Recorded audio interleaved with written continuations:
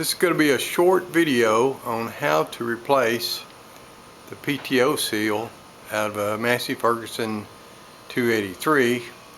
Should work on any 200 series, 245s, 255s, 265, 275, 285s, all those. This particular tractor does not have a ground PTO.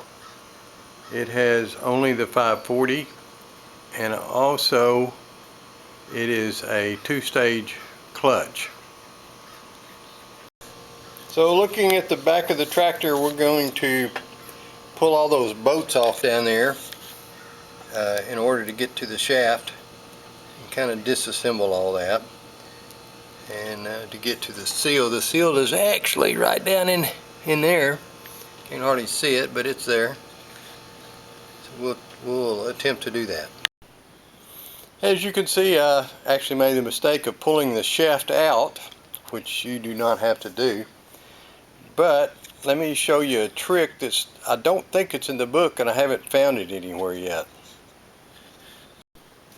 Again, this tractor is only a 540 RPM on the PTO. It does not have a ground speed. But take this lever here and push it back and lock it into the 540 position. And I will show you why in just a second. The manual says that you have to take this top cover off in order to get to the shaft down in there, and it also says to remove this plate down here where your sensitivity adjustment is. But I was able to do it without taking the top plate off of it and get in there.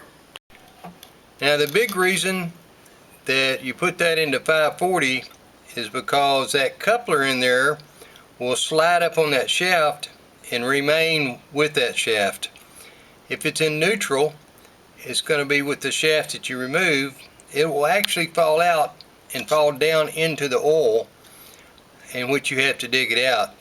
Thank goodness my hands were small enough I could reach down in there and get it lined up and get it back on there. If you have a ground PTO on your tractor, the end of that shaft will have a gear on it that will slide to do the gear on it. So put it in 540, and then that will stay with that shaft there. And this is the shaft that I did not have to remove. Again, if you don't put it in 540, if you leave it neutral, that collar will ride up over here on this, and when you pull this shaft out, it will actually fall off into the oil, and you'll have to take that cover off to find it. You do have to drain all the oil out of this thing, or the oil will go everywhere. This is actually the PTO seal that came out. This is the replacement right here. It's about half as thick, but then you have this bushing that goes on it that thickens it up. Really all you have to do is take your plates off and pull this shaft out.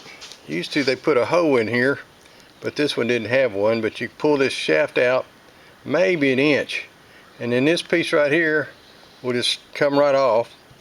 This is a 1/4 inch, an 1/8 inch O-ring that goes on there that seals it, and I've already got the seal out, but the seal sits right down in here.